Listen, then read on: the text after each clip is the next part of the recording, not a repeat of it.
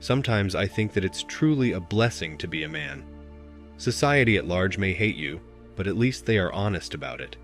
Women constantly get told the most heinous lies, all in the name of comfort. Clarity is king. Remember, if she doesn't date you in her prime, don't date her on her decline. And trust me, if you've been rejected by a woman in her prime, she will come after you in her decline. She will come after your wealth and the feelings you confessed to her when she was in her prime dating Chads and Tyrones. Once those adrenaline junkies move on to other women, and the women are done chasing corporate ladders and careers, they'll want the same validation that you gave them when you pursued them in the past. Don't do that again. Don't let them exploit you again, my dear friends. The ship sailed long ago. The happiest women I know are in their 40s and 50s, had children in their 20s and early to mid-30s, went to school for a career in their late 30s and early 40s, and now support their retired husbands. Most only have one, some are divorced, but they are amicable with their exes, with their incomes. They have it all, but they measure their true wealth by their happiness at every stage in their lives. Truly amazing women get truly amazing men, and vice versa. And what these bitter third-wave feminists are doing will wreck so many girls in the long run, it's almost criminal. One thing women don't understand about men is even when we are in relationships, we are still alone. We are used to it. Nobody's coming to save us. If we falter, stumble just a little bit, we are considered weak. Most women will leave at the drop of a hat. We know this. Women are only alone after the wall. They have no idea what loneliness is. A woman would spend half her life partying with Chad and other men who didn't care about her, but now she wants to share what's left of her life with a special someone. Men want to share their lives with you too. You know, when we're all still young and have life left to spend. Not sure why you want to wait until all your fun years are over to find someone special. Here's a hint. No man is going to feel special when you wait until your 50s to share your life with him. No matter how miserable, lonely, and unfulfilled women may be, they will always find a way to blame men for their situation in life. Dating a leftover woman is like being the only kid at school who wasn't invited to a popular girls' party for being a nerd, and then expecting to clean up the mess after everyone else went inside and had their fun. If you weren't on her guest list, never be her cleaner. It's not just that men don't want women as partners anymore. I believe Western women in general do not want to be life partners. They want to be a Disney fairy tale princess. 85% of American wives believe their husband is below average, and guess where that road leads? Regardless of who they are, what they do, their age, or how they look, all women want a man with power, wealth, influence, and financial security. Career women are strong and independent, but they want a safety net. Attractive women struggle to stay attractive and freeze their eggs as they age and think men should still chase them. After the age of 35, women fail to attract men, especially the men they think they deserve.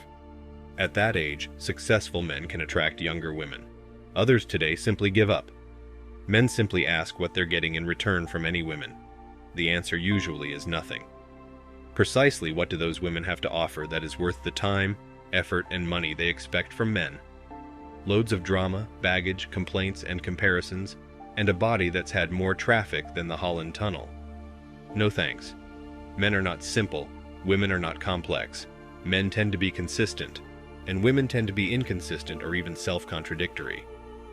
90% of the guys you speak to will tell you they only want to date younger women.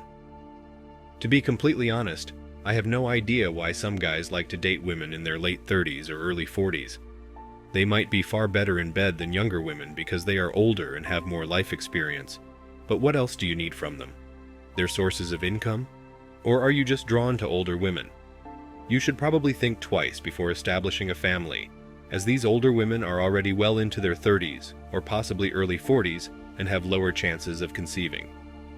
On the other hand, if you're dating a young woman, your chances of getting pregnant when you're both old enough to watch your children grow into successful, intelligent, healthy, and happy adults are much higher. Some men genuinely want to date older women who are infertile. The fact that the men won't have to use contraceptives that lessen pleasure and sensation and will experience the expertise of these leftover women in the bedroom is a primary reason for this. Additionally, they won't have to worry about the obligations that come with having kids.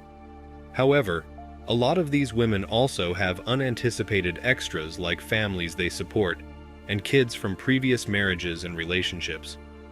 And if you're with one of these women, she'll want you to care for her kids and her parents in the same manner that she does.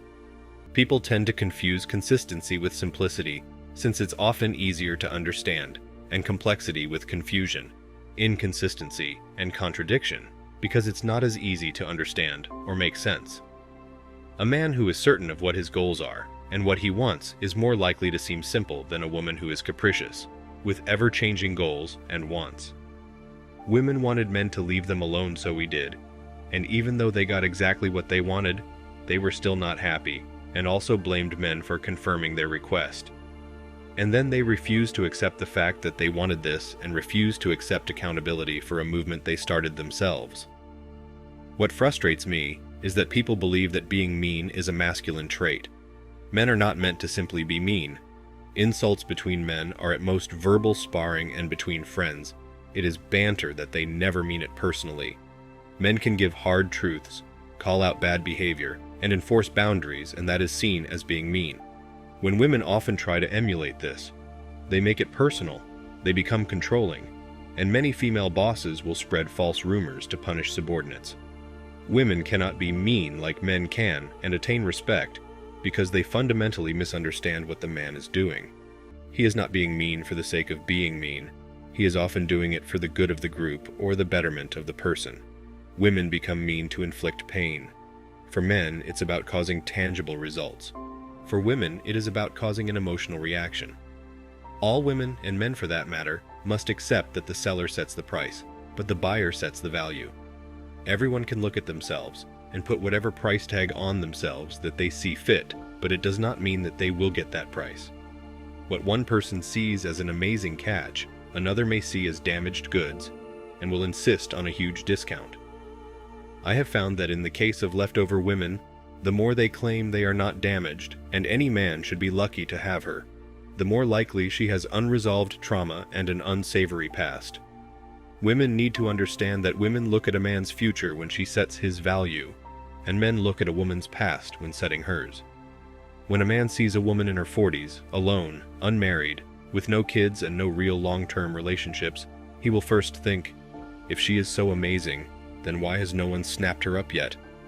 I think of it like that last apple in the basket. It may look great. It may not have any blemishes to be seen.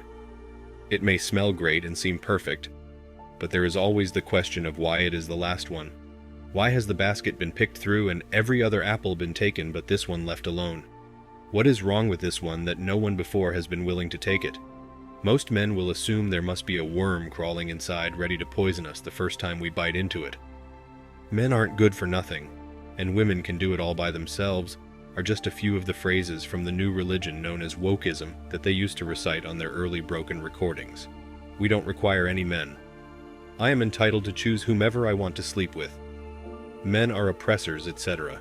Modern women who chose a profession in school over getting married are obnoxious, intolerable, and poor dating candidates since they are so predictable with their thinking. They've been given the myth that they can climb the corporate ladders in their 20s, have a successful profession, have several guys hit on them, and finally settle down in their mid-30s, even though they believe that this helps them have respectable savings and know themselves better. The truth is different, though. If I had to sum up how the remaining women think, I'd say ideology triumphs over biology. Thanks for watching Man Reacts. Show us your love and support by liking this video, sharing it with your friends, and subscribing to the channel. Support us and help us spread support for men around the world. Do comment and share your thoughts. We're always up for a healthy debate and discussion.